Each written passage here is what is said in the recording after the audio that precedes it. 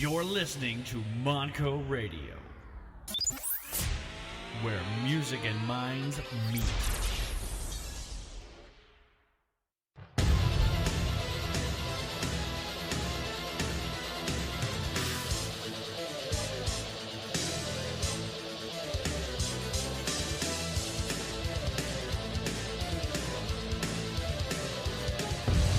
It's time to get in the ring with DJD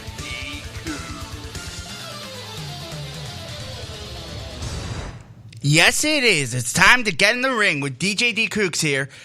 As always, I am joined by my co-host, Beast Mike Anderson. How you doing, Beast Mike? Hello? Yep, it is a, making sure. Cool. All right. You're cool. It's a chilly and windy. It's windy here. Yeah. March. Jeez. March, Friday, March 3rd, 2017. I can't believe it's already March. What happened this year? I don't know what happened, but in a week's time, I'll be turning 21, so that's scary. We got a few things to get to today. We got some obvious news from TNA's departures and arrivals. Observer Awards, they came out this week. Yep. The Observer Awards, right. We got Fastlane to preview. A so-so Raw and a very good SmackDown also happened. And we have the Observer Awards, and we have the New Japan. They did 3 shows as well. They did 3 shows. About 2 with Ring of Honor in Hurricane Hall, and one with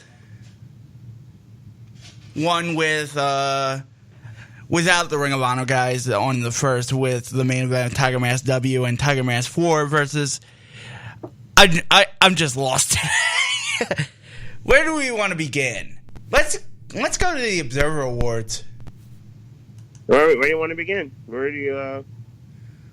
Let's do Observer Awards. So, Okay. The Wrestling Observer newsletter released their awards voted on by subscribers of the Wrestling Observer newsletter. Let me get this up. Sorry. I'm going to have to do some editing this week. But we have the Wrestling Observer newsletter awards that happened this week.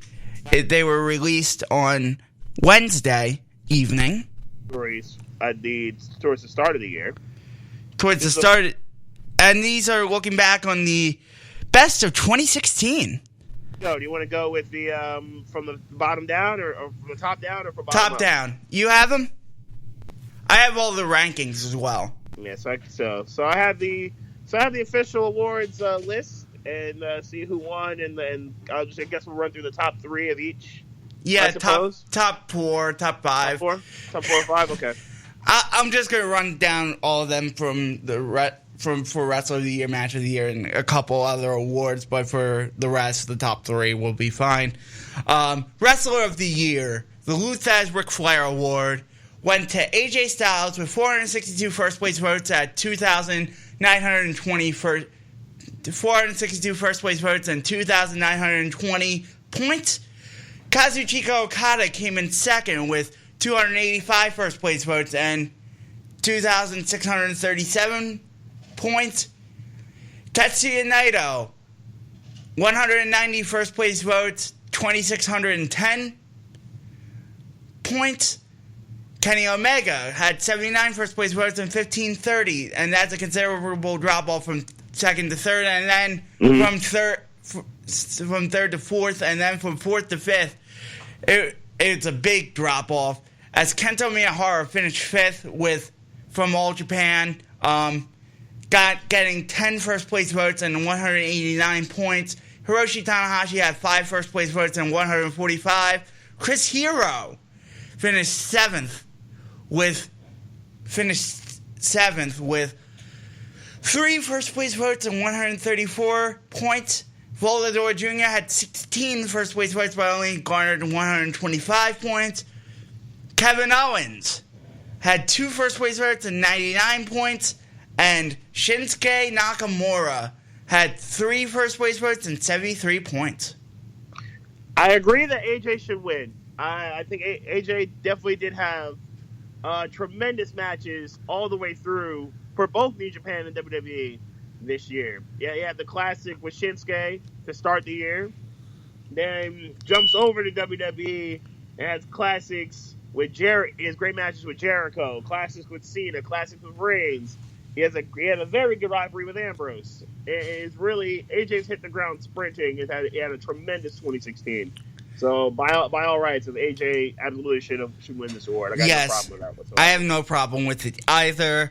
I wasn't really shocked with the winner of this as well. Okada finishing second, a close second place, only by 200 points. I thought Okada's year was incredible. Just putting on incredible matches and being an incredible draw, and Naito in a close third with that as well, having an incredible year. And then Omega in fourth is respectable, and Miyahara had a great year, even though he finished a distant fifth.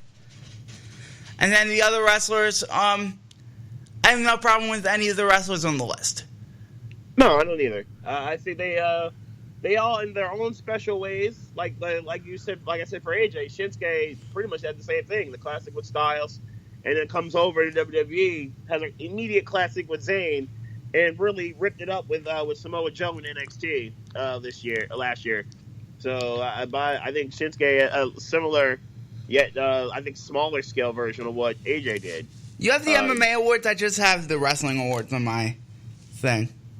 Oh, I got like the full rundown. SB Nation has the full rundown of like the votes and like the whole like analysis of the whole deal. So they got the whole thing. Can you send me that link in Skype? Yeah, I just googled it. Like I just googled Wrestling Observer 2016 and just went SB Nation. Yeah, SB Nation. Yeah, just Google like Wrestler Observer newsletter, Wrestling Observer Awards 2016. One of the first couple links to the SB Nation. They got like a full rundown of the whole list. Oh, I found it on Scott Keith's blog. Yeah, there you go. Yeah. So while you're getting set up with that, I got I guess we'll go top 10s over here. Most outstanding wrestler. Most outstanding wrestler. AJ Styles wins. Yep. Well, Styles wins again. With 341 first place votes to 2,436 points. I just didn't have the full MMA awards. That's all. Okay, I got you. Kenny Omega was the runner-up. We had 249 first place votes, 2,352 points. Kazuchika Okada finished third, so the 172 first place votes and 1,735 overall. Chris Hero was fourth, 151 and 1,295. Will Ospreay finished fifth with 64 and 657. So there was a massive drop-off from 4 to 5. But AJ clearly won, and then 2 through 4 is fairly close. And then there's a massive drop-off once we get to Ospreay. Other first-place votes, actually everybody on this list got at least one. Let's see, Tomohiro Ishii was 6th. He had 28 first-place votes, 415 points. Tetsuya Naito with 9 first-place votes, 408. Iro Shirai. 19, he actually had more first-place votes than Naito did, but he had less points. 19 and then 312. Matt Riddle, your boy Matt Riddle. Yes. Finished 9th. He had 3 first-place votes, 146 points overall. And just slightly better than Kushida with the overall points. Kushida only had 1 first-place vote and had 1 less point than Matt Riddle. Matt Riddle getting a lot of love here. He got a lot of love in 2016 and did a lot of great work. Best box office draw, we only need to cover the top 5, honestly, because there's a considerable drop-off. Yeah, there really is. Conor McGregor wins. And it wasn't close. It wasn't close. It was that. Conor McGregor almost had more first-place votes than the next best guy, which was Brock Lesnar, who only had 9. He almost had more first-place votes than Lesnar had points. That's how good McGregor was as a draw. Yes, he had 5,206 points. Brock Lesnar only had 9 votes first place, but 1,302. Nate Diaz, who drew with Conor McGregor and drew a lot of money, had 1 first place vote at 1,006. And then the drop-off happened. Cena, The massive drop. Cena was fourth. 17 first-place votes, 584 points. And then Tetsuya Naito, well-deserved. 2 first-place votes, 271 points. And then the drop-off happens. The rest have no first-place votes. CM Punk, calling him a draw. Yeah. He got some buzz, but that's it. Yeah, 208 points. Bill Goldberg, 188 points. Okada, 142. Tanahashi, 63. And Holly Holm, 55. Holly Holm finishing 10th, not bad. But yeah, this wasn't close. Everything McGregor did was gold. Everything he did, all the comments, all the tweets, all his stuff he's doing with Floyd, everything McGregor did in 2016 was gold, and it was must-see television. So, well-deserved that McGregor wins this in a laugher. So, I have no problem with this whatsoever. Feud of the year. Conor McGregor and Nate Diaz overwhelmingly win. Yeah, McGregor. Yeah, this was easy. 677 first-place votes, 3,582 points. Second place only had 940 points, and that was John Cena and AJ Styles, 38 first-place votes there. Los Ingobernables de Japón versus Chaos, 47 first-place votes, 848 points. John Cena and AJ Styles won in the wrestling, but we're running the wrestling feud of the year, but then you had Conor McGregor and Nate Diaz. All right. Fourth place, everybody got first-place votes here. Charlotte versus Sasha Banks, 41 votes, first place, 566. Gargano Ciampa versus Dawson and Wilder, 32. With 500 overall points. Dragon Lee Kamitachi, 57 first-place votes, 386 points. The Miz versus Dolph Ziggler, 30 points. 30 first-place votes, 365 points. Will Ospreay versus Marty Scurll, 27 first-place votes, 317 points. Hiroshi Tanahashi versus Kazuchika Okada, 36 votes, first-place votes for 273 points. And Jay Lethal versus Adam Cole, 16 first-place votes and 220 points. Thoughts on this? Again, McGregor, everything he did was basically gold, and everything him and Diaz did, all the shots they took at each other, it's appropriate that they rated so high. I was a little surprised that on WWE circles, Ziggler and Miz only was fourth in WWE circles. If you're counting Revival and DIY, I'm surprised they were only fourth in the company in terms of best rivalry. That was the one I enjoyed the most in WWE. Yeah, Styles and Cena had the best matches, but like it felt more passionate between Ziggler and Miz. You thought this was your number one if you voted? Yeah, that would have been my number one. My number one would have been actually Gargano and Ciampa versus Dawson and Wilder. Fair. That's fair too. Two that would be second for me. Los Ingobernables versus Chaos, and 3 would be Dragon Lee Kamitachi. Okay, that's fair. That was and it's so hard to leave Will Ospreay and Marty Scurll off. They had DIY and Revival had classics, and then they put it together with some good promos. And it's so hard to leave Will Ospreay versus Marty Scurll off. Off the list, okay. Off my list. Right. We have a call. Hello. Somebody prank called. Oh, well, there you go. Tag Team of the Year. Your boys, the Bucks, win 599 first place votes, 3,801 overall points.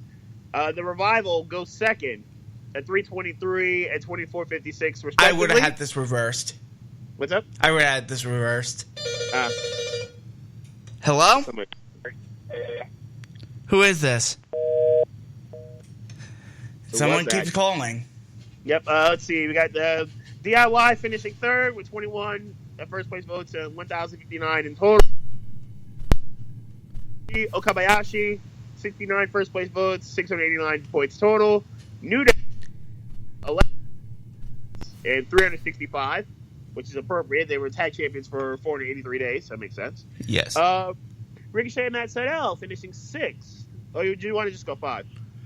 Ricochet, Matt Sydal 6th, American Alpha 7th, Zeus and the Bodyguard, 8th.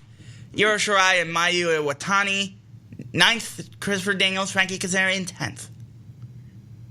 Your thoughts? I would have gone Revival 1. I thought the Revival had classics all the way through. They had great matches with everybody they teamed with. From Enzo Cass to American Alpha to obviously DIY, TM61 they had some good matches with. They really had tremendous battles with everybody they were facing, and we're pretty much all dying to see what they would do on the main rosters. I thought I would have done Revival over Bucks, but I think that they both had tremendous years. Yes. Yes, I wish it was a little closer between the Revival and the Bucks, but a lot of people love the Bucks, so. I understand. No, the Bucks are. No, they would have been in second. They would have been second for me. Yeah, no, it certainly would have been second. Yeah, no, they certainly. The both of them had better years, I would say, than DIY, New Day, who would have been 3 and 4. And I would have put Daisuke Sekimoto and Yuji Okabayashi third. Okay. Because I watch Big Japan and all that stuff, so. Right. And I really like that tag team. Most improved, my boy, Matt Riddle. Matt Riddle wins. Barely squeaking out the win. Yeah. No, he barely won. He had to fight points. 190 first place votes. Second to The Miz. Who was my pick for this? The Miz with 127 first place votes, but Riddle only won by 6 overall points. And then Juice Robinson in a close third with 991 points and 83 first place votes. Alexa Bliss 6th with 61 first place votes of 558. And Zeus from All Japan, 64 first place votes, 513 overall points. Yoshihashi, 47 points, 452 points. Kenny Omega. How is Kenny Omega improved? Yeah, I got beef with this. How is Kenny Omega improved? He's always been this good. We all know this. Charlotte's here. The 35 and 393. Braun! I can understand Strowman. Strowman came out hot at the end of the year. He came out. He was nuclear hot at the end of 2016 at 26,356. And then Jeff Cobb. I don't know what Cobb is here either, but Cobb is 10th at 10 and 351. Yeah, I guess we both got the same issues with this list. Why are Omega, Charlotte, and Cobb here? And Riddle over Miz.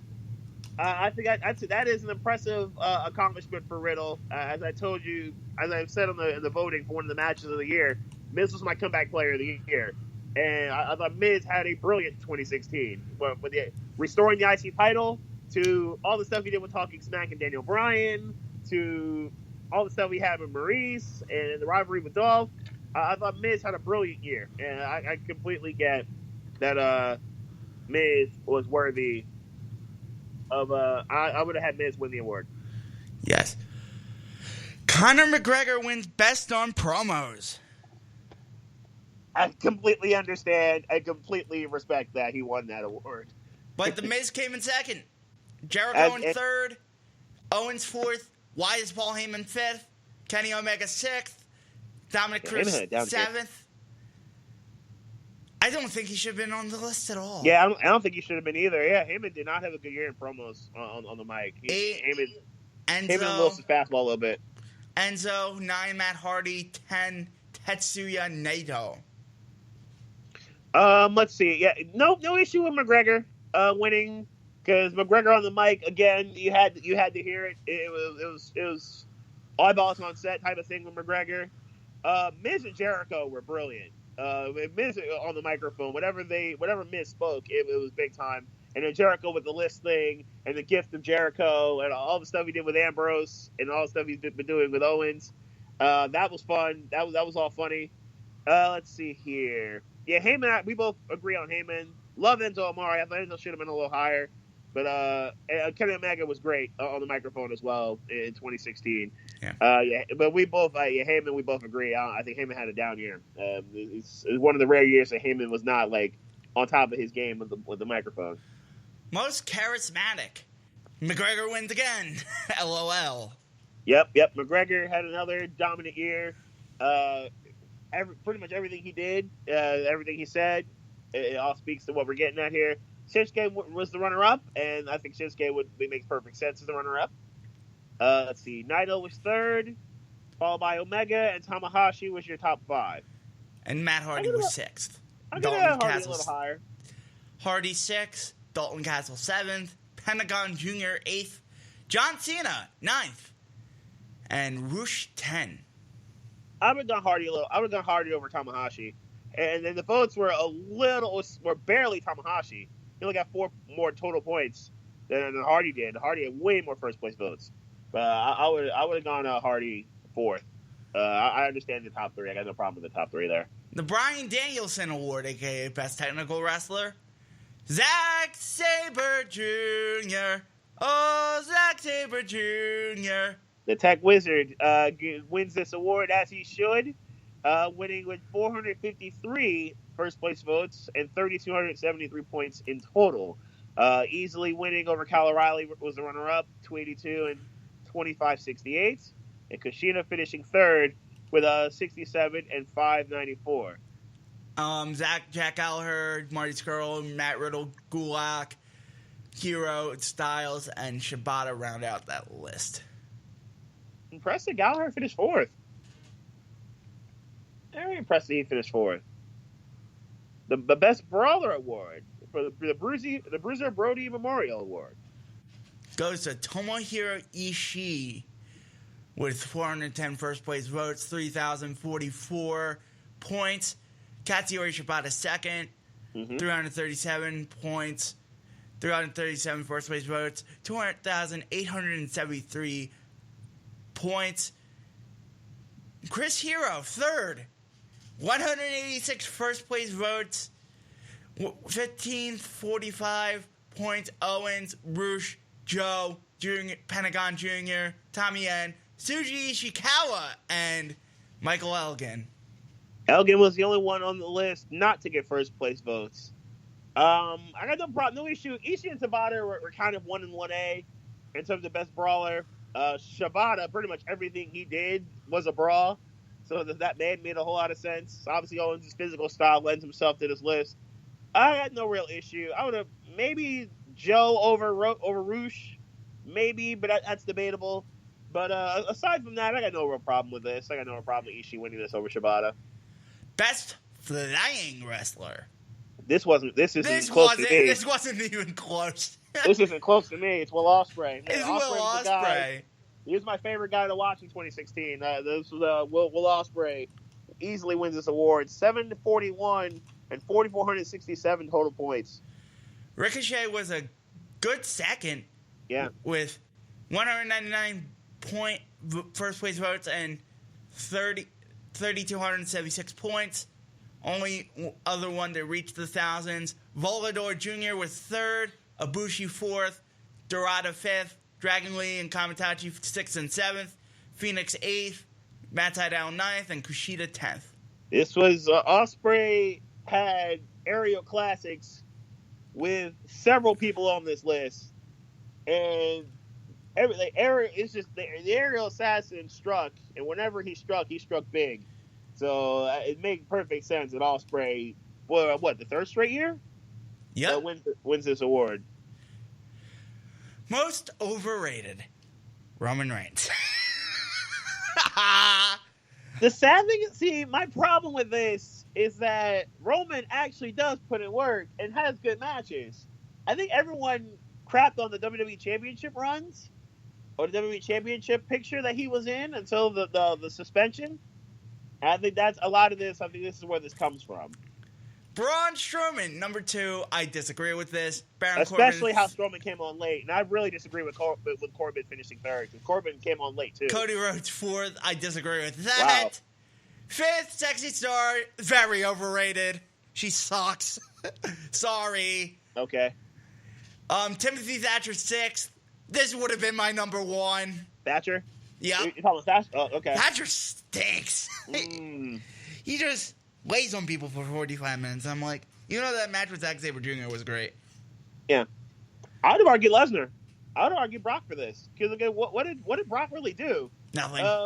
Lesnar, he had the triple threat match at Fastlane last year was decent. He had a match at Mania with Ambrose. Then he got squashed by Goldberg and beat up on Orton. The only notable thing he did was the whole thing with Orton. I'd argue Brock. He got completely disposed of by Goldberg. Dean, no. Nope. Seth, no. Nope. Let's go to most underrated. Yeah. Cesaro wins for the 4th straight year. Because we're all mad that he hasn't been pushed into the WWE Championship status or Universal Championship status. Because we're all still angry at that. Neville finishing second, and you could argue Neville didn't do much last year, but he made the most of what he actually did, especially with his cruiserweight stuff, effectively saving the cruiserweight division. Because we like where Swan, Neville being the champion, I think it kind of sets the bar a little higher because of Neville's tech skills and his aerial skill. So I think Neville kind of saving the cruiserweight division with what he's doing makes Zayn third. Harper had a brilliant December. He came on real late, and obviously Harper's getting it in right now. So I can understand Harper being here. And Donovan Dijak is on the come up. I think he finished 5th on this. Rusev 6th, Ishii 7th, Dalton Castle 8th, Chris Hero 9, Mark Andrews 10.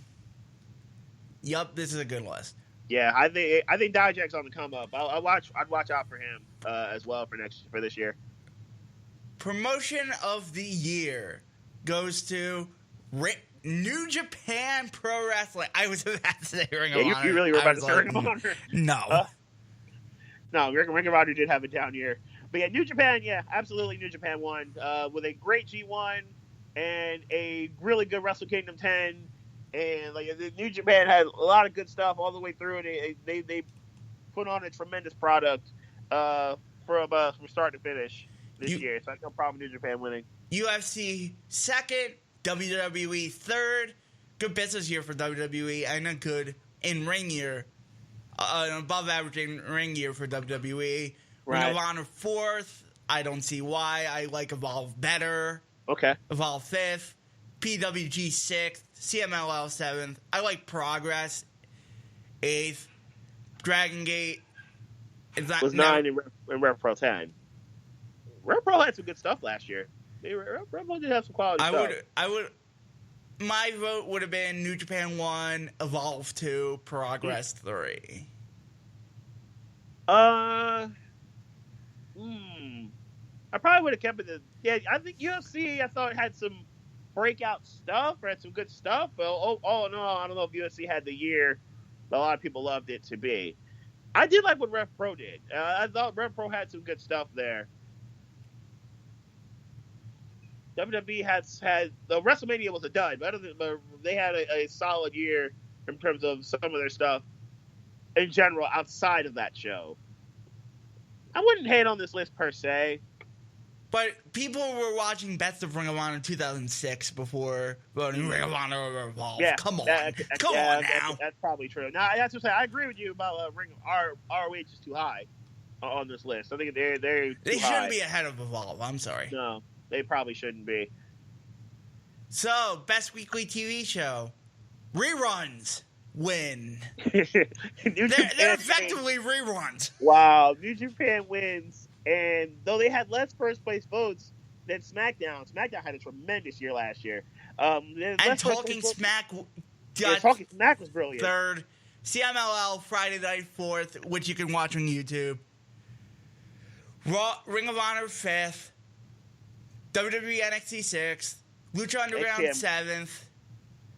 Impact 8. 9. Raw somehow. Raw got more first. TNA didn't get any first place votes at all. But Raw only had 60 points total, so that's why Raw finished 9th. Yeah, Raw was not, for the most part, Raw wasn't good. There was the one in Pittsburgh that we bring up every now and again that I should have stayed for. There was a good one here, not the one we went to, but the one after. That apparently that was pretty good. There weren't that many Raws that were like show stealing last year. I could have argued SmackDown should have won this list. I thought SmackDown was must see television every week. In 2016, I would have gone SmackDown overall. The SmackDown had some great stuff, especially since the brand extension. Pro Wrestling Match of the Year. Hiroshi Tanahashi versus Kazuchika Okada wins. With they Wrestle Kingdom 4 or Wrestle Kingdom 10, 363 first place votes, 2,568 points in total. Omega versus Naito second from G1. Okada Ishii from G1 third. AJ Styles, Shinsuke Nakamura fourth. Shinsuke Nakamura, Sami Zayn fifth. Ricochet, Will Ospreay sixth from Best of the Super Juniors. Gargano Ciampa versus Wilder and Dawson seventh. Eighth, Ricochet, Ospreay, Seidel versus the Young Bucks and Cole from Bola. Eighth. Ninth, Cavernario versus Volador. And 10th, AJ Styles versus John Cena. That was from SummerSlam. It's obviously you raved about this match pretty much as soon as you saw it with Tanahashi and Okada. The tag match was brilliant with Revival, DIY, 23 Falls.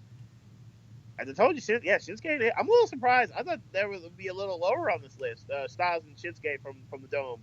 But that got the proper that got really good respect. So I'm very happy that was got the respect it did. Well done on all counts. This match, so all these matches were classics. So I get no heat with this whatsoever. How people view this. We talked about how the depth of wrestling was last year, and how much really good wrestling there was.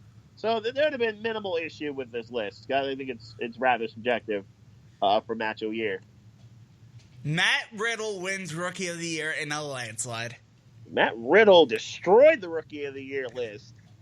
He had more first place votes than everyone combined, A, and had more votes than everyone combined, B, except for maybe the top three. Actually, I'm just looking through it. No, he barely didn't have more first place votes than more total votes than everyone else. But yeah, easily had more first place votes than everyone.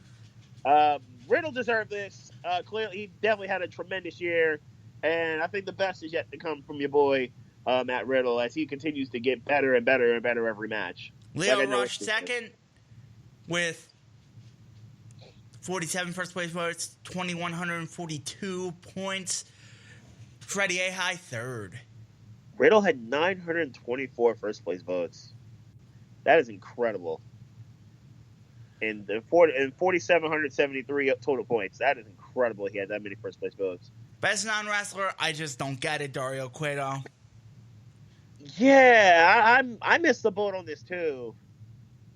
I missed the boat on this too. I would. This one's tricky. This one was tricky for me. Bryan second, Heyman third. Why is Heyman third? Yeah, I would have voted Stokely. I would have gone Maurice. Maurice. Stokely Hathaway, Renee Young, William Regal, Lana. Gato got a first place vote. Gato got a first place vote, finishing 9th, and then Katrina finishing 10th. I would have gone Maurice. Because Maurice, as good as Miz was, Maurice being there just made it pop and just made it all make sense. I would have gone Maurice. I absolutely would have gone Maurice for this award. Mamma mia! Manuel Ronaldo hit the ground running in WWE to start the year and kept it moving with his pop culture references, to Japan references, to the New Japan references, to bringing in the Tope Suicida and Tope con Hilo flows in WWE television, and his work with the CWC with Daniel Bryan was gold. So yeah, Ronaldo's best television announcer by all means. I think that is the right choice here. And Corey finishing second is the best color man in the game right now. Corey Graves was brilliant in 2016 with everyone from Phillips to Ronaldo to Cole. He was brilliant with everybody. So Shinpei Nogami finishing third. With JR still getting it in. Well done. Steve Corino fourth. JR fourth and Carino fifth. Well done by JR. Still getting it in. Kevin Kelly, Daniel Bryan, Brian Stan, and Lenny Leonard. Worst television announcer goes to, obviously, David Otunga, who never seemed to.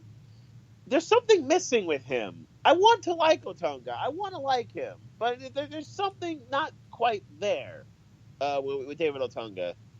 I don't know. Maybe is it like the monotone? What are we missing? I don't know. I don't know. I don't know. I like him. I want to like him. Matt Stryker second, for obvious reasons. Everyone hates Stryker. Everybody hates Stryker so much. He's such a wrestling nerd to it. Byron Sexton third, Josh Matthews fourth. I don't like Matthews as a color. I don't like Matthews as a play-by-play guy. I like him backstage interviews, but I don't like him as a play-by-play guy. John Layfield fifth. I did like JBL better last year than 2015. Same with Cole. Michael they were both Cole. less annoying. Joey Styles got some votes for you know. Yeah, I would have Vampiro. I would have Styles higher than JBL or Cole. I like them. They were both less annoying in 2016. Jerry Lawler's ninth, and somehow the first place vote for best announcer got 10th place in the worst announcer. I think people got annoyed with. I don't know if people got annoyed with Ronaldo or people are just crazy, but it was. Ronaldo shouldn't be here. I think Lawler kind of lost his fastball. I would say. Let's see here. Yeah, Styles I think should have been ahead of JBL and Cole. Got up, they were both less annoying. JBL, I thought getting back to his heel character, announcer. I thought that was fine. I think that was productive. I think Cole kind of. Yeah, Cole still does the play-by-play for the majority, but kind of ceding a little bit to Saxton here and there, I think was okay for Cole, because it looks like Cole's exiting stage right soon enough. So I had no issue with I think they are too high on this list, Cole and JBL. Best major wrestling show goes to New Japan Wrestle Kingdom 10. This is easy. When you have two matches that are fives and a third that's a 4.5 minimum, you've done something right. And by all means, New Japan, and they're going to win this award next year. I would for this year, I would think. PWG Bola Pet Classic came in second. Was this the second night of Bola? Second night of Bola, yeah, with that was the one with the six awesome man. tag. Yeah. WWE NXT TakeOver Dallas, King of Pro Wrestling, UFC 205 Cruiserweight Classic Finals, UFC 202, UFC 199, WWN Mercury Rising, and New Japan Dominion. Worst major wrestling show goes to WrestleMania. Because it was a dud for the most part. The only two matches worth going back to seeing were the Money in the Bank, were the Intercontinental Championship, and the Triple Threat with the women. Other than that, the show kind of sucked. Kind of really sucked. TNA Bound for Glory second. Bellator Gracie versus Shamrock third. Fourth, Triple Mania. Fifth, Clash of Champions. Sixth, TNA One Night Only from January of last year. 7, WWE Fastlane. 8, TNA Knockouts Knockdown. 9, ROH Best in the World. 10, UFC 200. But WrestleMania easily should have won this award. The last year's was just not good. There's no obviously notable parts like New Day's entrance and Shane jumping from the cell. But the only two matches, start to finish, worth going back to watching were the Intercontinental title and the Women's title. Other than that, that's from start to finish. That's really what you're watching here. And it may be why it's promo with Rock, but the Harper thing was the Rowan thing was just why. Still, that should have won the award. It was just a lot of flash, a lot of style, but no substance. Basically, Sheets versus Wawa. A lot of flash, a lot of style versus no substance. Best wrestling maneuver goes to the One-Winged Angel. Yes, One-Winged Angel wins. I think it's over the Rainmaker, Melter Driver, Phenomenal Forearm, Eclipse, Destino, Styles Clash, Ozcutter, Shatter Machine, and Best Melter Ever. I do love the Eclipse from Ember Moon. I think that. It just looks so pretty when she does that. I don't know if the One-Winged Angel is productive. I can't be too mad that it won this award. The Melter Driver does take a lot of timing and a lot of fluidity. I love how they do that. The Melter Driver. So, most disgusting promotional tactic goes to Bellator's Kimbo Slice versus Dada 5000 fight. Yeah. First off, rest in peace, Kimbo Slice. Second, this wasn't so good. This wasn't good. This was not good. Number 2, Brock Lesnar doing hard way to Randy Orton. Lesnar destroying Randy Orton, which got him major heat backstage and turned Jericho and kind of springboarded Jericho to what would be a tremendous back half of 2016. Aldo Ross, a.k.a. Adam Rose, mugshot T-shirt. That was not a good look. Why are they keeping this up with Adam Rose or Aldo Ross now? 4th, Lucha Underground intergender matches. I thought we got past this. I thought we were done with the whole men beating up women thing. I thought we were done with this. Risen booking Gabby Garcia versus Shinobu Kandori. That was just hellacious. TNA treatment of Billy Corrigan. WWE redoing the Montreal Screw Job with Natalya and Bret Hart. Sasha Banks' fake retirement. Playing of the Daniel Bryan one, the Daniel Bryan real retirement in Seattle. And Risen booking Kazushi Sakuraba in fight. I would have had the Billy Corgan thing higher. I would have had it a little higher than this because the way that was so horribly mismanaged by Dixie Carter and her team. I thought that was so horribly mistreated. I would say Corgan was. I would have had that higher. I think that should have been higher on this list here. Worst television show did not go to TNA. That was shocking. Wow, how far did Raw fall here? Raw won this award, and Raw won this award fairly easily. 308 votes for Raw, and then as opposed to 165 for TNA. That's a shocker. How far did Raw fall? Good grief. Worst match of the year went to Shelly. Did go to TNA though. Yep. Shelly Martinez versus Rebel, which was the dumpster fire. Ambrose Jericho was the Ambrose Asylum. I would argue. I think this match should have been. It just went too long. I think that was the problem with Ambrose Jericho. I don't think it's on this list. If it's maybe 26 minutes, if it had gone 20 or 18, I think it would have been much better off and probably nowhere near this list. Kimbo Slice versus Dada 5000 third, TNA Women's Gauntlet match 4th, Undertaker versus Shane McMahon 5th, Triple H versus Roman Reigns 6th. Roman and Hunter I think should have been much higher on this list. I'd gone Roman and I'd argue swapping Roman and Hunter for Jericho and Ambrose just because of how predictable that match was at WrestleMania between Roman and Triple H. Worst feud of the year. Even though I would have voted for Yoshitatsu versus Bone Soldier, thank God Bone Soldier is no longer in New Japan. Yep, you do not like you some Bone Soldier. No, I don't like Yoshitatsu either. Yep. But this feud was a lot worse. This wasn't Titus O'Neil versus Darren Young. This wasn't entertaining, and it felt like neither guy actually wanted to do it. There was just nothing there. There was just nothing good came out of this. They were solid as tag team champions. Right. Why do they keep trying to break this up and make them fight each other? They're good as tag team champions. Leave them as a tag team. And as you see, Titus O'Neil has basically been official out of water since the whole Darren O'Neil thing ended. And we haven't even seen Darren O'Neil. Darren Young, I should say. But just stay a tag team. They're much better off in the tag team. They complement each other pretty well. With them both kind of not being serious and then kind of being serious when it's time to be. And have Backlund as a manager, that would actually work to me. With Backlund as a manager and then O'Neil and Young as a tag team actually works. Reigns versus Triple H third.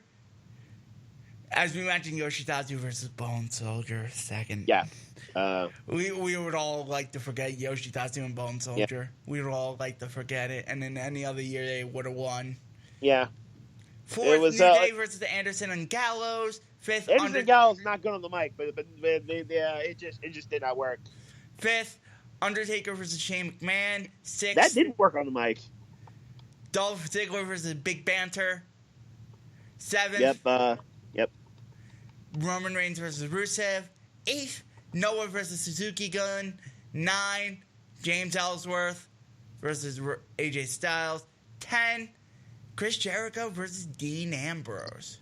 I don't think the last two should be here. I actually kind of enjoyed the Styles and Ellsworth thing with Ambrose on the side. I actually did kind of enjoy that. I thought that was funny.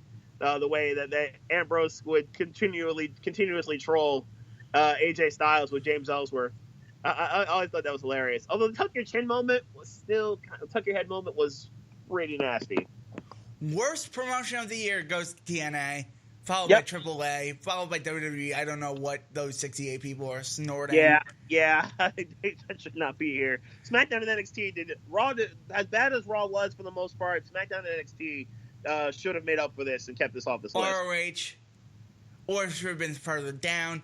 Pro Wrestling Noah should have been higher. Bellator, Lucha Underground. I don't agree with the 17 people that said what culture pro wrestling. Yep. Yeah, it was. No, TNA was easily the worst, and as great as the Hardys were, and as productive as Lashley was as a champion, and other guys that came through and had good moments, TNA was easily the worst. It wasn't close to me. I have no problem with TNA winning this, Gator even though wins- AAA had its faults. Gator wins Best Booker. No And he surprise. should. Yeah, and he had a great year with New Japan. No problem whatsoever with Gato doing his thing. Second, Joe Silva, UFC. Third, Ryan Ward, Paul Levesque, Vince McMahon, all of WWE. Yep. Sixth, why 27 people wasted their vote on Delirious, I don't understand.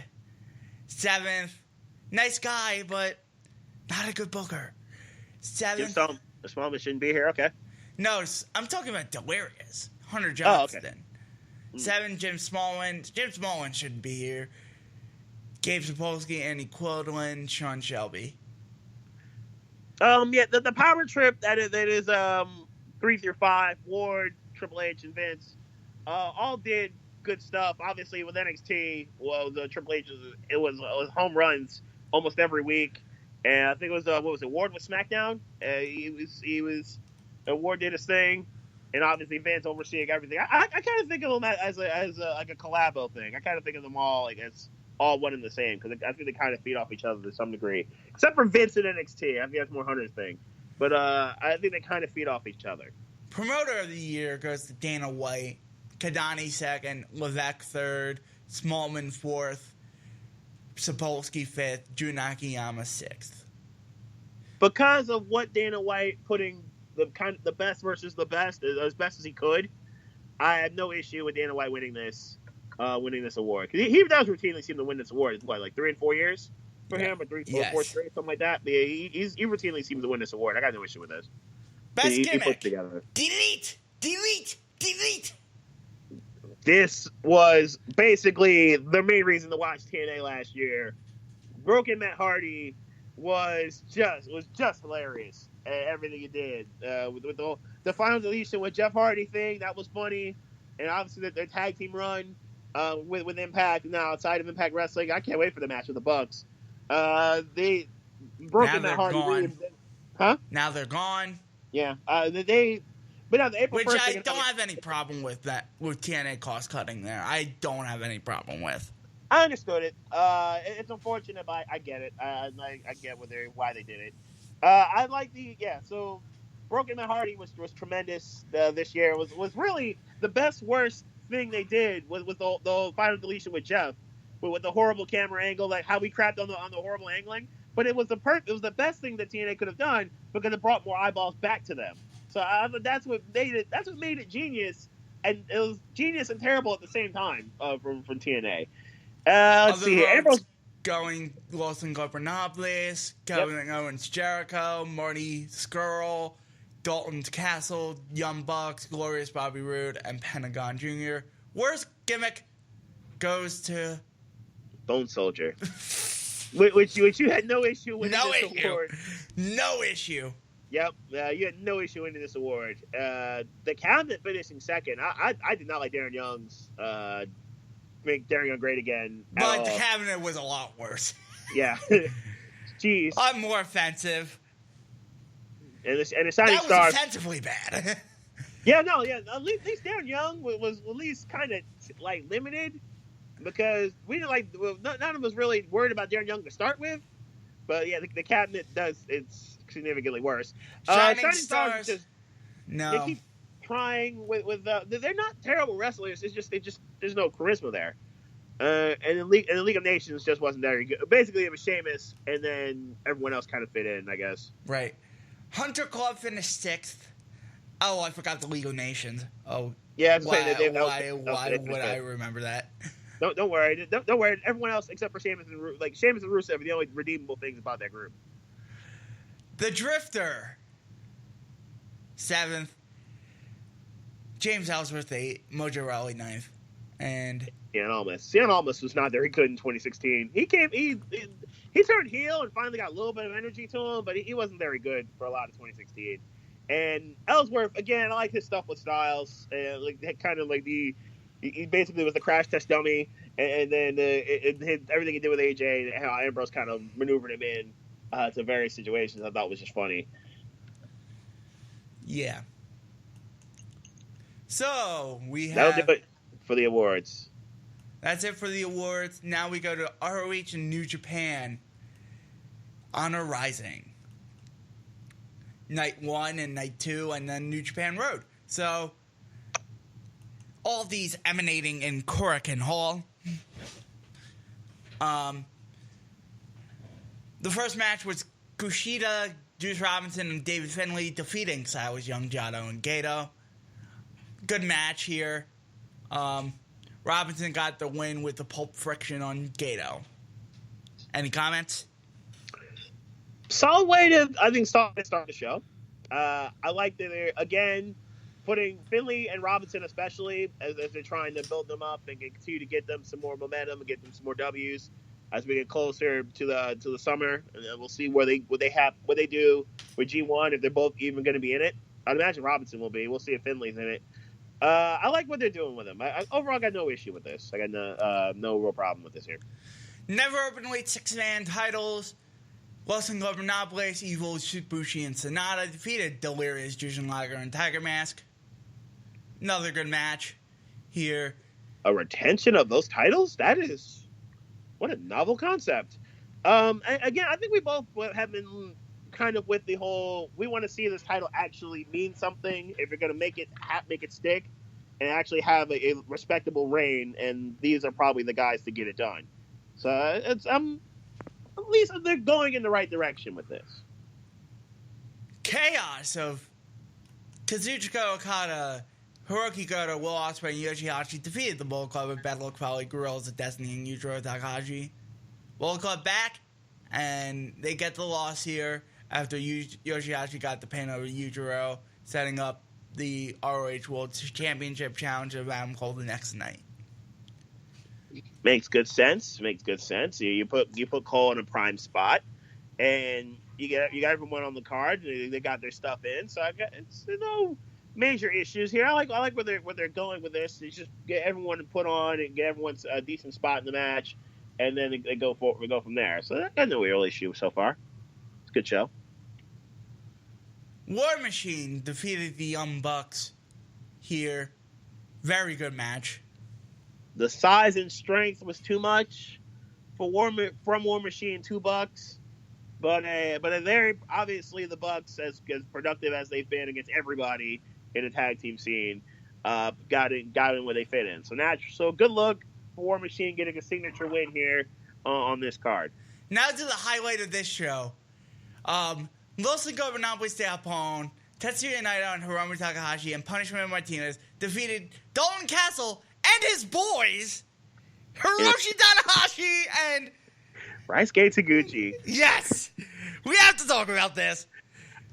How amazing was it to see Hiroshi Tanahashi and Ryusuke Taguchi dress up as the boys? That is, yeah, no, that's one thing I like from Dalton Castle is the fact that when there are big shows or shows with some meaning to them, he does go and pulls out some stops and pulls out stuff out of his bag. It comes off real smooth and real good, and then the way they played the role as the boys, that's the other part to this.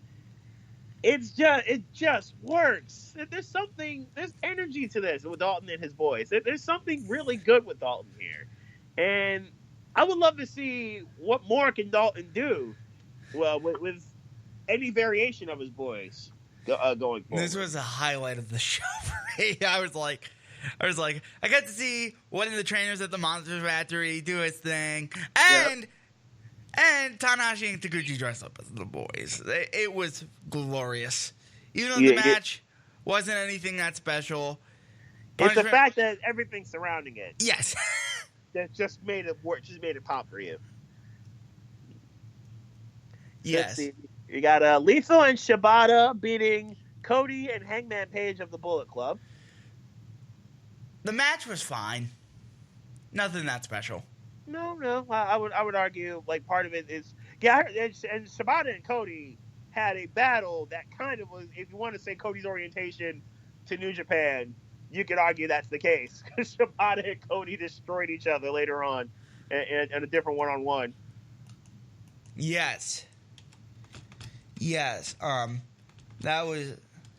was basically that, and then the Bullet Club defeated the Briscoes. Cole and Omega getting it done against the Briscoes, which was the main event of the evening. And I'm really any variation of those three guys as a team, as a tag team, as a two-man tag, Cody, Adam, and Kenny. Any variation of the three, you're going to get really good stuff. And once again, against what was a tremendous tag team in Ring of Honor, and now a little bit of New Japan stuff now in the Briscoes. I think that made for quality stuff there. Yeah, I thought it was a good match. I wouldn't call it great. Now we get to night two. Right. We have Sabaton and Jado defeating Kushida and David Finlay. Obviously, a little bit of get back from the previous night.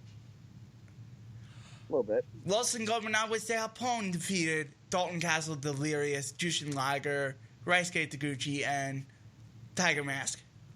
Good match here. Yep, solid. Evil got the last laugh on Delirious, pinning him with the STO. Gorillas of Destiny actually had another decent match with War Machine. I'm not so shocked to say Gorillas of Destiny having a decent match because they've been basically having decent matches for a while now.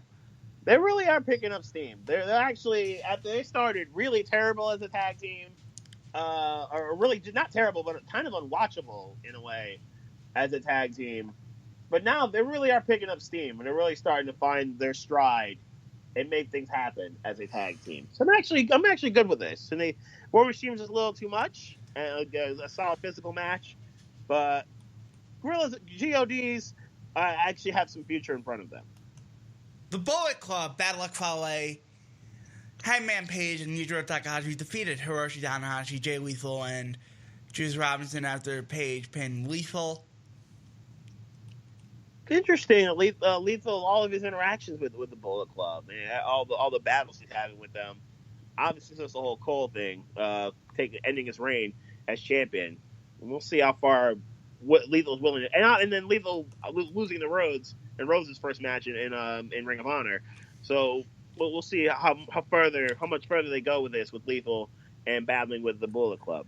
Hiroki Goto defeated Punishment Martinez in a very good match. Very good. Yeah, Goto for number overweight championship. Goto continuing his run after he had that signature win finally at Wrestle Kingdom. Continuing to do his thing. I think Goto can continue to have a significant reign as a never overweight champion. I obviously know the talent of Punishment Martinez. What did you think of Punishment Martinez here? Nothing too special, but he played his part in this match pretty productively, I would say. Yeah, this was a good 4-star match, I thought. Right. He played his part pretty solidly. I thought he was a productive opponent for Goto. Adam Cole defeating Yoshihashi. You figure Cole will continue to run with the Ring of Honor World Championship. I think the real question is who's going to be the next real challenge for Adam in terms of the championship. Who's going to really be the guy that can have a really good feud with him next? I think that's the real question. I thought the closing sequence was really good. They did close. Yeah, they finished strong. They certainly did that. Yoshihashi had some. There were some moments there with Yoshi, but too much Cole at the end to keep the title. But I want to see what happens. Who will be Cole's next big rival going forward? Who's going to be the guy that really put fear into Cole's championship reign? And then the 8-man tag everyone was anticipating. Kenny Omega, The Bucks, and Cody defeated the Briscoes and Chaos, Okada, and Ospreay. This was fun.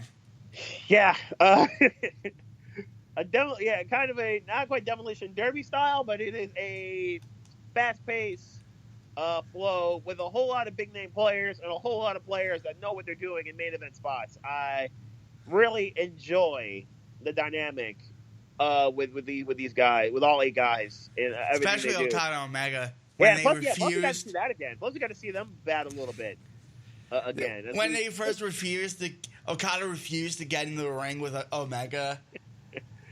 That was, I like how they play. They're playing this up. What are the odds they're both in the same block for G1? What are the odds they're both in the G1 same block? I think they're in different blocks, and I think they face off in the finals. Okay. I'd like to see that. I would have no issue with that. And wow, they face off in the finals. In theory, that would mean neither of them would have to be champions. I mean that Okada's got to lose. No, Okada could be the champion, and Okada loses to set up. Set up a rematch. Yeah. Yeah, that's possible. That's possible too. Night 2 of Honor Rising was better than Night 1. I Oh thought, yeah, absolutely. with the 2 title matches and the 8-man tag. Then we had New Japan Road at Korakuen Hall. It's the 3rd show in 4 days. Yujiro Takahashi defeated Tomoyuki Oka. Yoshihashi and Rocky Romero and Beretta and Jado defeated Kanemaru, Taichi, Taka, Michinoku, and El Desperado. Omega, Tama Tonga, Tangawa, and Battle Quali defeated Yuji Nagata, the New Japan Dads. Yano, Ishii, and Goto defeated Makabe, Hanma, and Liger. Suzuki and David Boy Smith Jr. defeated Katsuyori Shibata and David Finlay. Hiroshi Tanahashi, Michael Elgin, Juice Robinson, Kushida, and Raisuke Taguchi defeated Los Ingobernables. And Tiger Mask W and Tiger Mask 4th defeating Kazuchika Okada with Gato, and Gato with Tiger Mask 4 with the Tiger Suplex hold on to Gato. Setting up that happened earlier this morning. And that didn't happen earlier this morning. That happened a couple mornings ago. Oh, I'm sorry, March 1st. I'm sorry. I'm thinking that this is March 3rd. That was March 1st. Yes. So, we have the New Japan Cup cards announced. We have the brackets for New Japan Cup. So, let me pull those up. And the first round matchups are freaking awesome.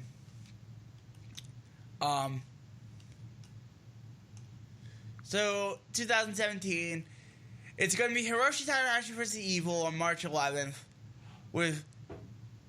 These are the March 11 matches, as New Japan does their own version on March Madness here. Yep.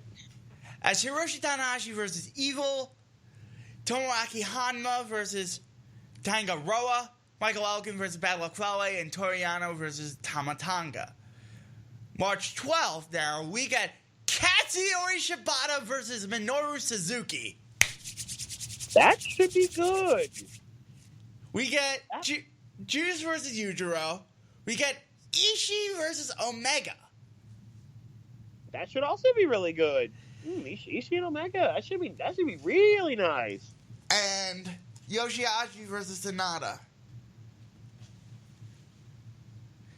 Sonata should be solid, but obviously the 2 signature matches we both popped at when we looked at those.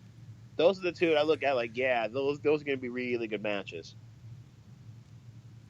And the winner can challenge either the never open weight IWGB Intercontinental or IWGB Heavyweight Championship. Then round 2 will be the winner of Hiroshi Tanahashi Evil versus the winner of Hanma and Roa on the 13th. Winner of Elgin Fale versus the winner of Tonga and Yano. Winner is Shibata Suzuki versus winner of Yujiro and Juice. And then the winner of Ishii Omega versus the winner of Sonata and Yoshihashi on St. Patty's Day. Semifinals are on March 19th, and the finals are March 20th. This will actually be a pretty good tournament. Yes. I think we're gonna get some quality performances out of this tournament. Yes. So that's it for New Japan. Let's delve into the TNA tapings. As TNA has had some shakeups over the last week or so. We've seen we kind of knew this was coming because of the contract situations with the Hardys, that their time was running out in TNA, and that's effectively come to pass. As the Hardys exit stage right, and Reba Sky had some heat last second heat to throw at TNA on their Twitter to close out their run. And although they had nothing but respect otherwise, aside from Reba Sky's heat with TNA, so that's the way that ended. Let's see other big things that happened. We saw so as you see some departures, we saw some arrivals as well. With one Alberto Del Rio, which was rumored that he wasn't coming, and then suddenly he does show up. So that was, I guess, TNA's way of kind of teasing a little bit. But Alberto does show up, and Alberto now is their world champion. Yes, we also have guys like Falaba, Mario Boccara, and a few others showing up at TNA, Laredo Kid, and a few other guys showing up at the tapings as well. So, and TNA did not re-sign Mike Bennett Maria, Right. Drew Galloway, Jade, and the Hardys. What are your thoughts on this? Cost cutting? That's this screams cost cutting. It's unfortunate they all had to leave. I mean, there's rumors that the Hardys are coming back to WWE, and that the WWE is very interested in the Hardys, and that would be something that's worth seeing. Maria and Mike Bennett, would they go back to Ring of Honor? You think, or what do you think? So. I think that would make some sense there. Or to try to reform the Kingdom with Matt Taven, or a new version of the Kingdom. There's the new version of the Kingdom with Matt Taven and TK O'Ryan and Vinny Marcellia. Right. They could try to do something with that, or just do their own thing. As for Galloway, where does Galloway go from here? Could Galloway go back to Progress, or where would Galloway go, or did he just roll with that, or what do you think? Just roll on the indies, or I could see Galloway. Yeah, Galloway still do indie stuff, and then just keep moving with that. That would make a lot of sense. Yeah, I think it's a lot of that. I think it's gonna get a lot of that kind of stuff. I don't think. Yeah, I think that's the major things here. With TNA, I think they're just gonna either go Ring of Honor or probably stick Indies, and then the Hardys with WWE. I do think they will eventually come back there and get back to WWE somehow. Yeah, I heard there was something like there was kind of an issue with the broken Matt Hardy gimmick, and how they both sides are kind of claiming ownership, and they both would want to keep it.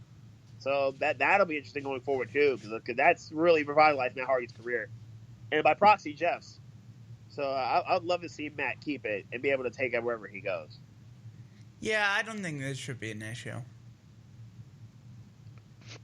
I would certainly hope it isn't, because that's certainly that was an issue about that last week I saw. Now to WWE.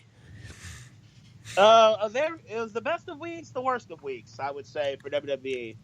Raw was part of the latter group. Raw was not very entertaining, I would say, from this crowd was just basically a one-man show, which was Goldberg, and this crowd was basically dead otherwise.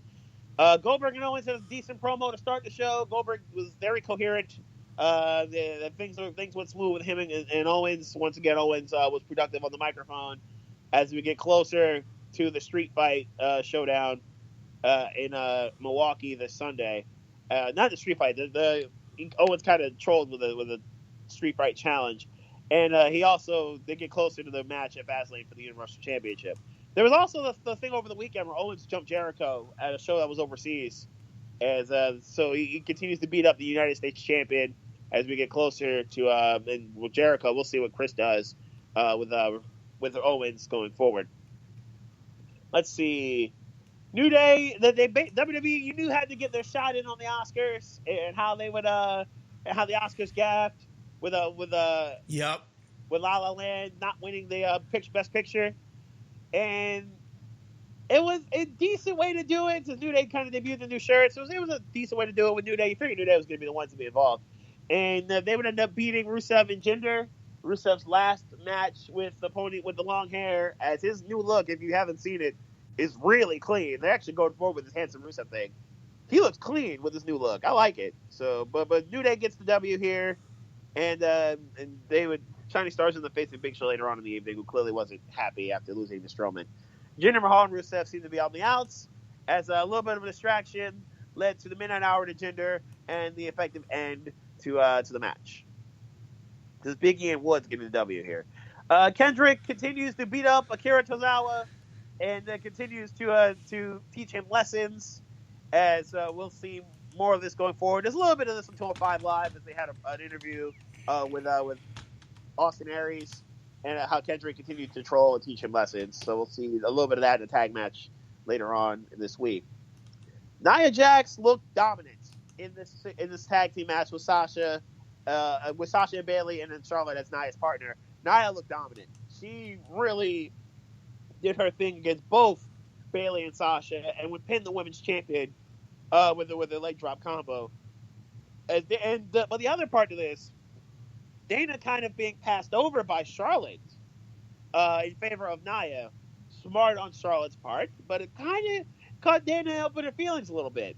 Dana was dismissed by the LA Belly midway through the match. But the signature part here is that Nia looked incredibly dominant against with the other three women involved. Yes. She'll face Sasha this Sunday. And so and Cass get closer to the tag team match. It was Cass would get it done with the big boot, pinning Luke Gallows. But we get closer to the tag match this Sunday for the Raw Tag Championships, ends on Cass versus Anderson Gallows.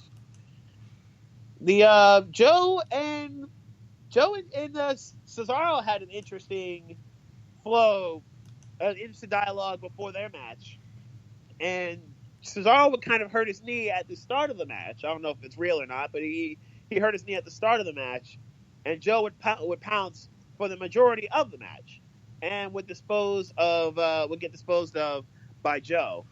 And Sami Zayn would attack him later on in the evening. Meanwhile, Sheamus, Titus O'Neil and Sheamus had a battle, and this kind of ended horribly for Titus as he got brogued to the dome. Sheamus gets it done. The best part of this show was clearly Seth Rollins and Rollins' promo with Hunter. Triple H did a thing, and Rollins declared that he was coming to WrestleMania, and this is going to be a fight as long as Rollins is fully healthy between Rollins and Hunter. Now that'll actually be entertaining to me to see if that actually goes down between those two. Show disposed of the Shining Stars, basically punching Primo back to the islands. That's what we established here. The Cruiserweight Championship, we got Cruiserweight stuff. Gallagher getting some much needed momentum as he gets the tag team win there. There's a lot of high flying stuff that you would expect in the Cruiserweight stuff. I told you about Zayn attacking Joe after Joe beat Cesaro. It was a pretty good match. And then at the end of the show, we got some Strowman and Roman stuff. As Strowman continues, they got the contract signing, and Foley finally, after getting a bit of a scolding from Stephanie and a little bit from Joe, finally stood up to Strowman, and has led to a full-on fight between Reigns and Strowman, as per usual on contract signings WWE. Roman once again would get a little bit of a jump on Strowman, spearing him through a barricade, but Strowman once again would leave Roman scurrying away or leaving, as Strowman would actually throw Roman so hard into the turnbuckle, the top rope would fall down. I like the way this ended, but all in all, Raw was not very good. It had the solid match between Joe and Cesaro, and then they had the Triple H Rollins promo, and then the way they closed Raw with this. I thought that was really it. other than that, this Raw was pretty passable. You can skip by this one for the most part. This SmackDown was dope. from start to finish. This SmackDown was really good. Miz TV got heated as we expected it to, with Miz pouring some heat on John Cena, as you would expect him to. Miz on the microphone did his thing, airing out his grievances towards Cena, and then Cena would clap back as you would expect. And then the women got involved. First, Maurice coming at Cena, and then Nikki and then Cena promptly warning Maurice, "You just made a horrible life choice and the worst one of your life." And Nikki coming out to really kind of set it off with these four and the impending tag match that we both expect to happen. And the internet effectively blowing up with Cena kissing Nikki. But we already knew that, considering the Total Bellas and Total Divas. Right. Becky and Mickey had a good 2 out of 3 falls. I thought it was a very productive 2 out of 3 falls match. Mickey won the first one with a Mickey DDT, if you will, with her tornado DDT type of thing, and laying backs out. And then Becky would win round 2 next to a roll up after Mickey would miss off the top rope. And then Alexa Bliss would be a factor. Alexa kind of cost Mickey some momentum as she came down to the ring to try to distract Becky after Bexplex. And Mickey would catch her with a forearm, and the disarmer to Mickey would make Mickey James tap out. So Becky wins 2 out of 3 falls. A signature win for Becky Lynch. Luke Harper once again continues to get it in. It continues to show why he can really be a serious player on SmackDown. He had a very good match. He dominated the match with AJ Styles, and he really put in work for a lot of it. But in the end, it was the phenomenal forearm to Harper, which kind of set the whole thing in motion. Harper's foot was clearly on the rope with the 2 count, but Shane McMahon would come down to make sure that we would not have this end this way in controversy. Harper would accidentally kick Shane, and Styles would punish, leading to a springboard 450. So AJ Styles would win, and would win fair and square. And now AJ looks like he's on his way to WrestleMania in the title match. Ambrose and Hawkins never did happen. Hawkins was immediately DDT'd, dirty deeds by Ambrose, which led to a good promo with Ambrose and Corbin. Corbin did improve a little bit on the microphone, I gotta say. Corbin looks more comfortable and more fluid on the microphone. Good job for that. So I'm very happy with Corbin and Ambrose and seeing where they're going. I think that's going to be entertaining. Cruz dominated, similar to how Harper dominated Styles. Cruz did the same to Ziggler in the chairs match. Apollo did his thing, but we saw some stuff from Dolph, more devious, underhanded things. This time in a legal sense, considering the chairs match is fair game, with the chair to the throat, and then the atomic drop onto the top part of the chair, which looked incredibly painful for Apollo Crews. Dolph gets it done. And we saw the intergender tag match between Chinella or Ellsworth versus Cena and Nikki. That'll happen this week as Ellsworth and Carmella kind of stepped in it, especially Ellsworth.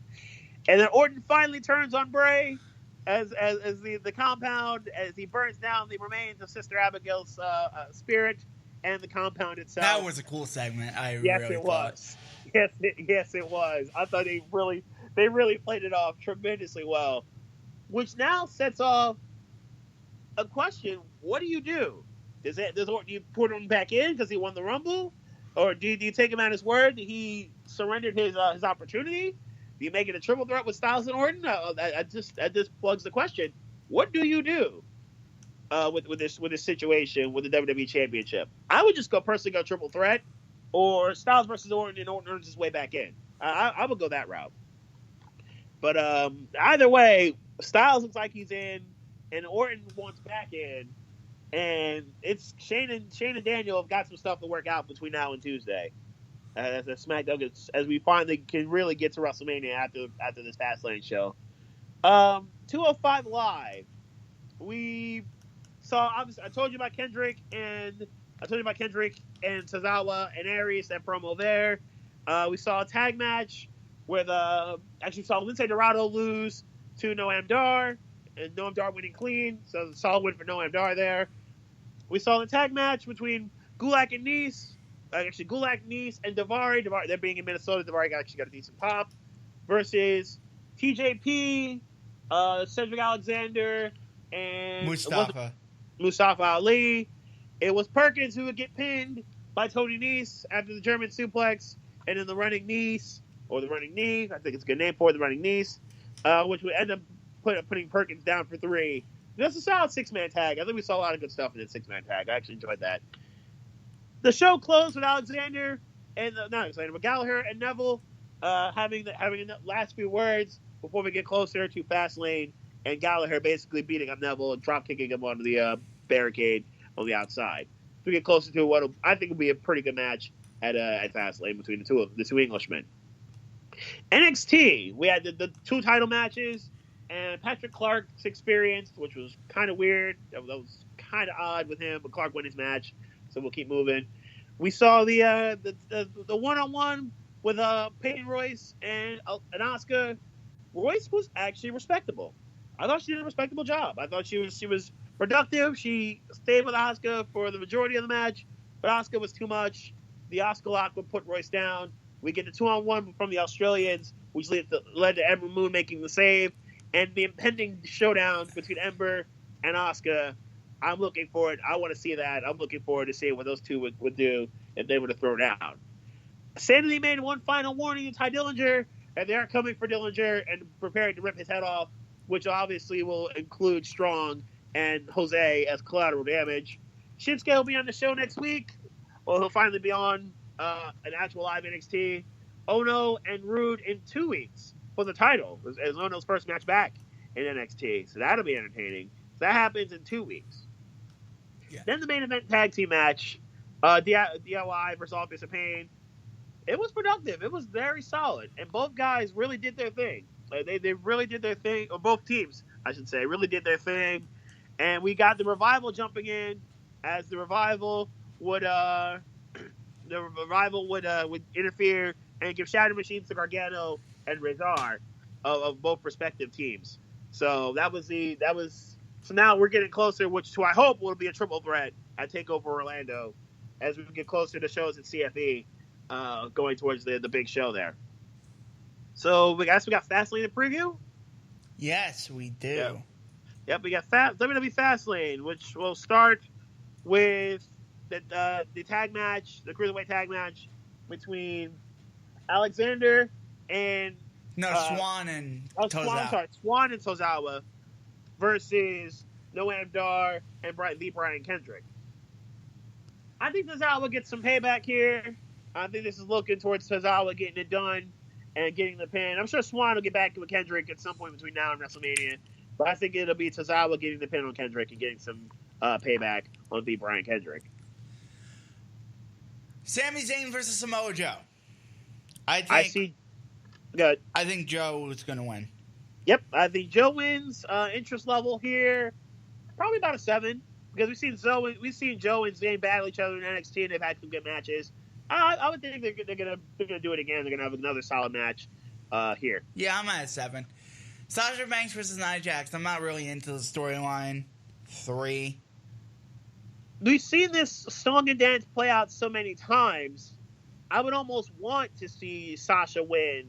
We just seen this play out so many times. I'm a little more interested in you than you. Nia's gotten better. So I'm probably at a 5-ish, something like that. I think Nia's just too strong. I think Nia gets it done once again. We agree Charlotte will win. Yep. They'll put on a good match. I'm probably about a 7 here. I think they'll put on another good match. 6. Okay. They'll put on a good match, as they normally do, but they want to keep Charlotte strong for the pay-per-views, and I'm sure we're getting closer to the fatal 4-way between the 4 women we just mentioned, WrestleMania. I think Charlotte wins. 5-time women's champion. Luke Gallows and Carl Anderson versus Enzo Amore and Big Cass. I'm at a 2. You seem to sour a little bit on Gallows and Anderson since their arrival to WWE. It hasn't had that pop you want. I've always been sour on them. Well, actually, you know what? You're right. You've always kind of you've always had a bad look since, I guess, post club, post breakup with since AJ went to SmackDown and those two stayed on Raw. You kind of dropped out of that for those guys. As much as I would not mind seeing Enzo and Cass be tag team champions, I don't see that now happening. No. I think Enzo and Cass. I think Gallows and Anderson will retain. Neville versus Yeah, Gallagher, Neville wins. Neville retains. I think Gallagher puts up a fight. I will go 7 for this. I think Gallagher will put up a respectable fight. Reigns versus Braun, I'm at a 7. I'm at an 8 just to see how much destruction those two can cause. Ooh, are they gonna have Roman beat Strowman? They probably are gonna have Roman beat Braun. I don't know if they should, with the way Braun has looked over the last 2 months. I think they're gonna have Roman beat him, but I don't think he should. I think Strowman should win the match. I think Roman wins. I think Roman will win it. I would just like to see Strowman get it done. And then Kevin Owens versus Goldberg, I'm at a 6. I hope they don't squash Kevin. Please don't squash Kevin Owens. At least, if you're going to have Owens lose the title, at least have him lose it respectably. I at least have Owens be the menacing guy that you've always loved in this match, where he's always destroyed people. The way he's done it, I just don't have him get squashed like he did Lesnar. That's my only wish from this match. I think we all fully expect Goldberg to win, but I really don't. I really hope that he doesn't end up like one of those 90-second beatdowns that Goldberg gave out to Lesnar. Yeah. So let's see. Inside the lounge, I think we pretty much covered everything else. Yep. So inside the lounge will return to its Monday time. Let's see. We have the National League Central. That will be the division we will preview for this week. So we get to look at the World Champion Cubs. NFL free agency, we will certainly preview that, as the NFL league year will begin March the 9th. So we'll get a jump on that a little bit and talk about the previews. We will start with the East divisions in the NFL. I mean, NFC and AFC East divisions. That will be the two that we will do there. We're going to have, obviously, we'll start to look at tournament week, championship week, as the NCAA gets closer to March Madness and the impending brackets. The brackets are coming. Yep. Let's see here. We're going to get to... That's the major stuff. Well, I guess we'll look a little bit into the race in Atlanta. We won't go into it that deep compared to Daytona. Daytona, obviously, the signature. We'll look into it a little bit with the race down in the Atlanta area. NHL. And obviously NHL and basketball. Yep, there's the basketball and the hockey, per usual. But the main stuff's going to be the division by division previews, the NL Central, how high are the Cub win totals, and then the NFL, the AFC and NFC East free agency and draft previews. That's the major stuff for the lounge this week. That'll do it for us. Yep. So you got hot and heavy coming up. Hard and heavy coming up next? No. I'm just gonna play BSI. All right. Well, that'll do it for us. I will see you Monday. You could take us home. It is 10:48 on Monco Radio, where music reminds me.